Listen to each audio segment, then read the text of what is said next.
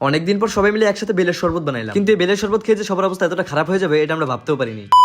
তো কিছুদিন আগে আমি এই বেলটা আনছিলাম শরবত খাওয়ার জন্য, কিন্তু কিছু ব্যস্ততার কারণে আর শরবত বানানো হইতেছিল না। তো আজকে হচ্ছে শুক্রবার, সবাই বাসায় আছে। আজকে যদি এই বেলের শরবত না বানাই তাহলে আর আমাদের শরবত বানানো হবে না। তাই আর বেশি দেরি না করে এই বেলের সাথে দুটা কলা নিয়ে আমি চলে আসি ইব্রাহিম ভাইয়ের বাসায়। তো সর্বপ্রথম আমরা তাকে ঘুম থেকে উঠাইলাম। সারা রাত জিএফ এর সাথে কথা বলছে, যার কারণে ওনার ঠিকমতো ঘুম হয় নাই, যেটা ওনার চোখ দেখলেই বোঝা যায়। যাই হোক, তাকে নিয়ে আমরা চলে আসি একটা ফাঁকা রুমে। এখানে আসার সাথে সাথে আমার ছেলে রিজান কাজ শুরু করে দিল। অনেক চেষ্টা করে বেলটা ফাটাইতে পারেনি, তাই রাগ হয়ে ইব্রাহিম ভাই এই কাজটা তার হাতে নিল। কিন্তু সেও দেখি রিজানের চেয়ে কোনো অংশ কম না। এই কথা বলতে না বলতে ওনার শরীরে বাহুবলী রাতটা ভর করলো। ভাই সবাই কত সুন্দর কাজ করতেছে আর এইদিকে আমি শুধু ভিডিও করতেছি। এই কথাটা বলেই আমি ফেসে গেলাম। মানে বুঝেনি তো, কারো সুখ কারো সহ্য হয় না। কি সুন্দর করে আমি আরামে বসেছিলাম, আমার এখন কাজে লাগাইতে। যাই হোক, কোনো রকমে বেলটা ফাটাইলাম আর সেখান থেকে একটু বেল নিয়ে খেয়ে দেখলাম কেমন লাগে। বাহ, ভালোই তো লাগছে। তো এরই মধ্যে আমাদের বেলের শরবত বানানোর জন্য সবকিছু রেডি হয়ে গেছে। এখন শুধু ব্লেন্ডারে ব্লেন্ড করলে শরবত রেডি হয়ে যায়। তো এই ব্লেন্ড করার জন্য আমরা চলে আসি রিজানদের বাসায়। একটু পানি দিয়ে চিনি দিয়ে ব্লেন্ড করা শুরু করে দিলাম। অনেক ঝইঝামেলার পর অবশেষে আমাদের শরবত খাওয়ার জন্য প্রস্তুত। ইব্রাহিম ভাই বললো অনেক খারাপ হয়েছে খাই। তার কথা বিশ্বাস না করে আমি খেয়ে দেখলাম, আসলেই খারাপ হয়েছে।